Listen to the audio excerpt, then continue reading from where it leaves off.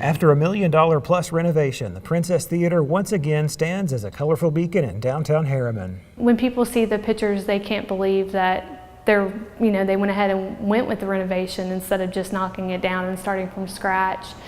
But it was a really amazing process, and to see, even when I came in August of last year, to see how far they've come and what it looks like now, it's an amazing experience to be here. Theater manager Megan Anderson enjoys showing off the Art Deco style of the Princess. When people come in, they're quite surprised when they walk through the door to see all the different colors and on the wall, and the ceiling is really the most beautiful part of the theater, is my opinion.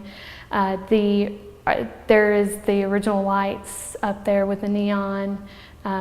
So we try to keep everything as original as possible and bring it back to that era. And they did a really good job. They had about 3 pictures to pull from to get it right back to what it looked like. And when the marquee is lit up, it stops traffic. That's one of the biggest compliments that we get about this theater, is how gorgeous our marquee is and how it stands out. It really lights up downtown Harriman. It's amazing at night. The Princess has more than 500 seats, providing plenty of space for music shows, seminars, services, and other activities that are booked there. The city took control of the Princess 6 years ago, after it had sat vacant and in disrepair for several years. Bringing it back to life involved planning, a grant from the State Department of Transportation, and financial help from TVA. Like any old building that doesn't have life in it, it seems to go down rather quickly, and the Princess was not immune to that.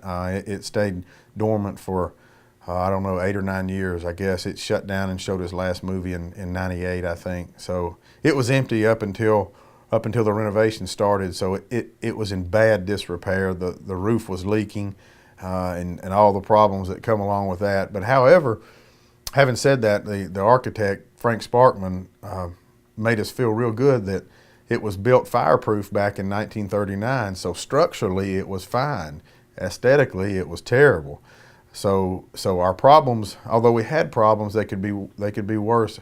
It was a 900-seat theater when it was built, and the total renovation cost for us was about $2 million.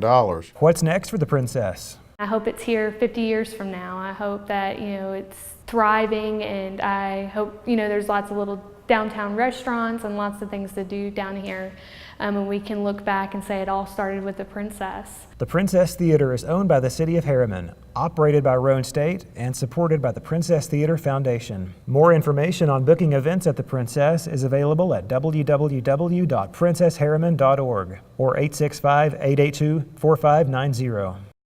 My daughter will tell you, education means a lot to me because I know the value of an education. I'm a mom of 2. Mm-hmm. I have a 7-year-old and a 4-year-old. So whenever I started college, I had my first son. I dropped out after my 2nd semester and took some time off, and I had my 2nd son. Came back 3 days after I had my 2nd son, did a semester, didn't come back after that, and then back last spring, just came back and worked straight through spring, summer, fall, and spring again, and wasn't sure I was ready for college, wasn't sure if I wanted to go to college. What made you decide to go back, though? Oh, my 7-year-old. We were looking at a hot rod magazine one day, and he told me I had to get a better job so I could afford him this hot rod. And him and my other son has been my biggest supporters. Anytime I've ever felt down, they just keep me on going. My 7-year-old will say, "Now remember, you got to buy me that hot rod and that magazine so you can't quit." It just clicked one day. I don't really know. It just did. I had a seizure. I lived in Nashville for a while, and I had a seizure and lost my driver's license for 6 months. And so I was stuck at the house during the day doing nothing. I had to wait on people to get off work to go somewhere. Yeah. And I just sat there and I was like, if I had a better job, I wouldn't be, And my 2 kids need a better life, and not that they don't have a good one right now, but a better one. Yeah. I'm a single mom, so yeah. They play football, soccer, t-ball, and that stuff's expensive. So and I just got into school. Roane State really helped me get back into school. And I had a lot of amazing teachers that pushed me to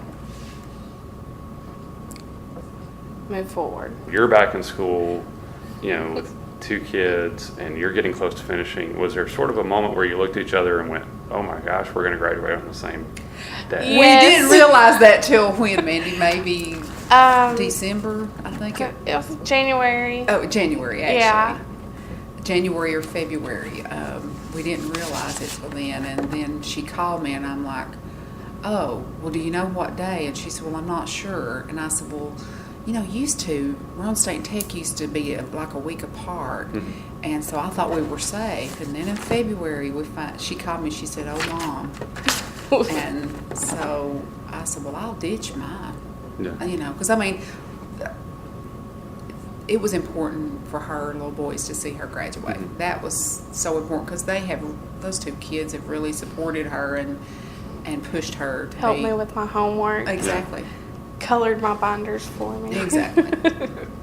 Well, she was going to skip her graduation, and that was not going to work. So I told my dad to promise me that he would make her walk the line. Mm-hmm. And then she was adamant on skipping, but I was going to skip mine to come to hers. And I called Tammy Bowles, and I said, Tammy, I know I've got to go down to the senior day today at Tech, but I said, I'm not going to go through the line. She said, what? Are you kidding me?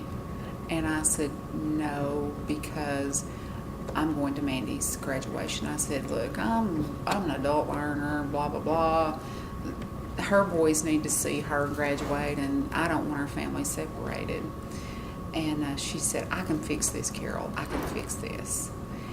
And between her and the 2 presidents, and I think Melinda Hillman had something to do with it, it just absolutely just took off. And by the next morning, we had emails and phone calls. Y'all can graduate together. They recognized us at graduation. I think that was the highlight for me. That was the highlight because about January, February, you're almost down to graduation. You think, I don't know if I can handle this much more, and you're just tired, and then to get to see my daughter graduate, that just made it all the more special to me because it just did. And she graduated in front of me. She sat a row in front of me, actually.